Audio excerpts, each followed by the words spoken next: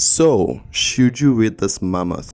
Quick answer, absolutely you should. It's over 1,000 pages with what feels like a million characters. And if you're a fan of epic fantasy, you're probably used to reading books like this long as well with a million characters, and this shouldn't sound too daunting. But even if you're not a fan of huge books, I would totally recommend that you read this because I think it's required reading. It's filled with history, culture, love, and lots of philosophical fodder as well. I think it's a book that so many people think that they're going to struggle with. I also think that it's more the idea and the thought of reading this 1,000 plus page classic that's more daunting than reading the book in itself, having read it, because I think it's one that's very, very accessible. The language is what I mean when I say it's accessible. And also, even though I thought the pacing was slow, I thought that it held my attention well enough because I read it in 2 weeks. So also, if you find a very good translation, this one is by Anthony Briggs. I just always go for the Penguin books anytime I know I'm going to read a translation because so far it hasn't let me down. Anyways, what did we learn? The first is this idea of free will and hero worship. Tolstoy, from reading this book, I find he has really strong opinions about the lens through which we sort of view history and how events are remembered. I feel like we find most times that history is sort of remembered through the lens of the heroes, the individual leaders who made things happen, and that sort of minimizes the role that other humans in the society had to play in that event or that time in history. For example, if say a leader decides to invade a nation, that's what history remembers, that this leader invaded this nation at a certain time. But how was that idea initiated? Odds are it's the collective actions of the people in the society at the time that sort of triggers this outcome. And the leader had as much choice in the invasion, most likely, as he had in choosing whether or not he could breathe. So Tolstoy sort of explores this idea by exploring the lives of the people in the society at the time to give a fuller picture of the events in history. Also, there are interludes in the book as well between the chapters where he sort of injects his own philosophy about free will and how he thinks these individual leaders are more like pawns as opposed to the ones who are actually pulling the strings of the events and history. The second thing I think was interesting in the book is, should you skip the war? Before you read this book, if you do a bit of research, you hear that a lot of people talk about how you should skip the war bits and read the peace bits. And having read this, I can understand why people would say that, and I would not agree with that at all. I think that you should definitely read everything, because while I think the war bits were the least favorite parts for me, I think that it's definitely not nearly the same experience as reading the entire thing, both the war and the peace. It gives you a fuller picture of what happens. I think the war bits were dull because they often got repetitive, and also you're getting a blow by blow of everything that happened during the war. And because it's old time war kind of thing, it's not as interesting as it could be. It's not bad, but they just weren't my favorite parts of the book. The third interesting thing I found reading this is this idea that everyone suffers. The story is told from the point of view of aristocrats, and we see these characters go through the business of life, struggling and bumbling their way through it. And what I sort of realized is, I didn't take this book for me to realize that, but what this book sort of explores is that it goes to show that although we might all be different and all have different struggles, every single one of us suffers. And as long as we are here on earth doing the business of living, there is a suffering that we all share collectively in different ways.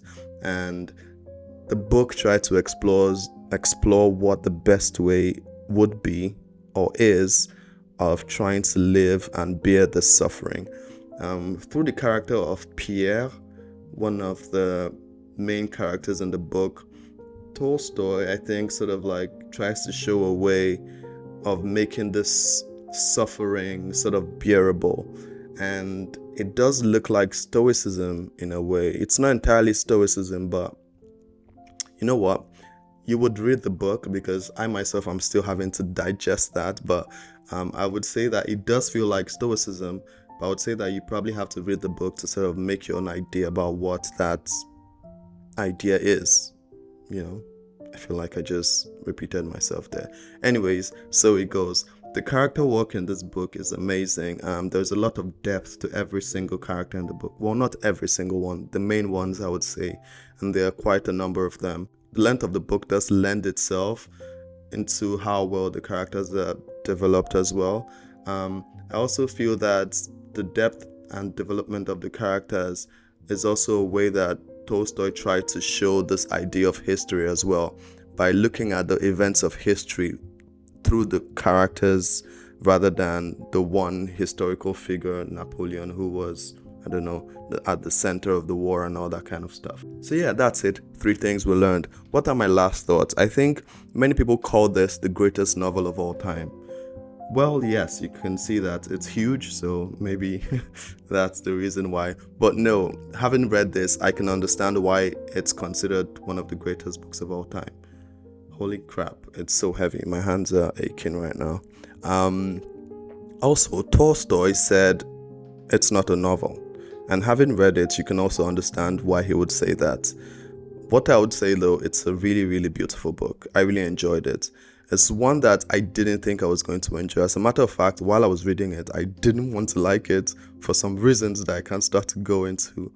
But I ended up enjoying it a lot. And I think it's required reading for anyone, really. As long as you love books, you should pick it up right now, right this second. There are some challenges that you might face though while reading it. I think one of them is history. It would help if you know a bit about history before reading it, sort of like the Napoleonic era within Russia, which is from 1805 and 1820. A quick Wikipedia skimming could be of help, you know. I mean, I didn't know anything about the history of that time period before I read the book, and I still enjoyed it, so it's not necessary. But I sort of assumed that I would have appreciated it a bit more if I knew about that time period before I read the book. Secondly, there are interludes in between some chapters of the book where Tolstoy injected his own essays about philosophy. There's also an epilogue at the back of the book, about 100 pages, where he's just going on and on about free will. And these things get a bit repetitive. When you get to like the third essay, you're like, okay, I get it now. Can you get on with the story? And that, I would say, is sort of like a downside to the book. The epilogue at the back, the last 100 pages, that one I feel like you can actually skip, to be honest, because it's almost like an essay version of the 1,000 plus pages that you just read before the epilogue. So, you know, but besides those 2 things, there's not much else I can complain about with the book, to be honest. I think you're in for a really, really sweet experience if you do decide to give this book a try. And yeah, I would recommend that you do that. Anyways, that's it from this video. I'll catch you in the next one. Also, yeah, before I go, if you've read it or you plan to read it, tell me what you think, why you haven't read it, or what you think if you've read it. Also, I have to be better at replying comments, because what I do is I post and I ghost, because I hate seeing my videos when I post them. So I don't even look at YouTube anymore when I post my videos. So, but yeah, all the books I've been reading have been teaching me not to take life too seriously. So please, I'd love to see your comments, and I would definitely reply on time this time. That's it. Catch you in the next one. Bye.